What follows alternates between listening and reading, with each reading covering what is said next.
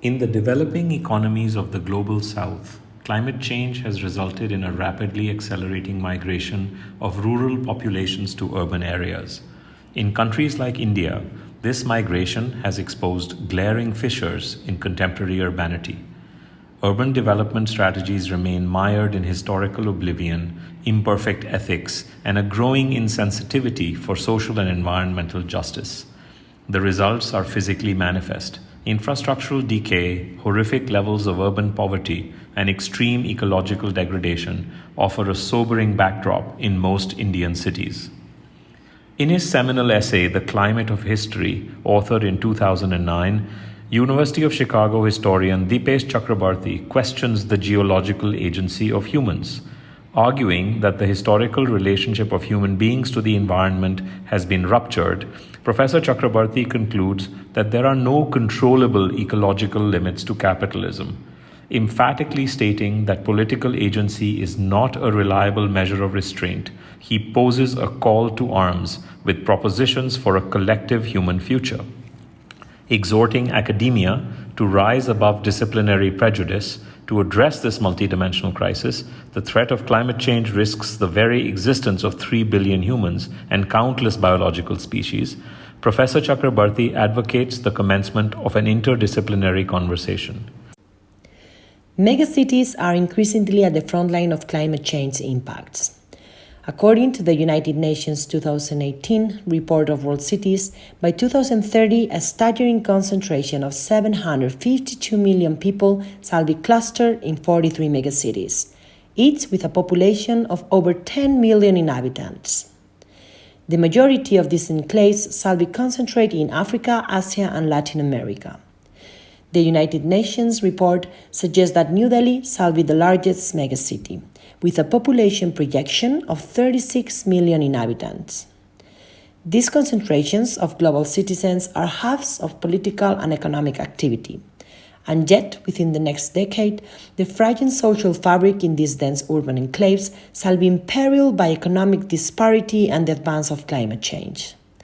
Toxic air, septic waters, and growing social unrest are simply collateral damage in this circumstance.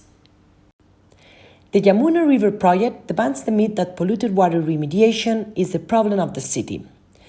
Polluted water in the Yamuna River and in all of Indian urban interfaces with rivers is an indicator of a century of urban evolution, of the last 5 decades of rapid population growth, and of the severe social inequality in the city. As in many other cities, this is about social justice and how the built environment contributes to exacerbate injustice. Therefore, the studio is about amplifying the role of architecture, landscape architecture, and urban planning in resolving critical urban dilemmas. Political scientist Gabby Crooks-Weisner at the University of Virginia, working on the relationship between structures of democracy and the lives of the poor, concludes that the urban poor are much less likely than their rural counterparts to engage in any claim-making against the government. The vast majority of the urban poor, especially in the global south, rely on the state for essential services such as shelter and drinking water, education, and healthcare. Professor Weisner states that claim-making is thus both of material importance as a potential means to public resources and of intrinsic value as a set of practices through which citizens forge relationships with the state. Since 2012, the Yamuna River Project, a pan-university project founded at the UBA School of Architecture, has engaged in multidisciplinary research, proposing design solutions to complex urban dilemmas occurring at this intersection of poverty and ecology. Students and faculty, diplomats and politicians, business leaders and activists have forged a unique collaboration in an attempt to address this crisis of urban futures. We have sought to place architecture and design research where it has historically thrived, firmly and squarely in the public domain. A critical element of our approach is a tenacious commitment to reimagining the urban environment, especially in the megacities of India, proposing systematic architectural interventions and generating spatial typologies and ecologies that may mature within the spans of existing urban systems.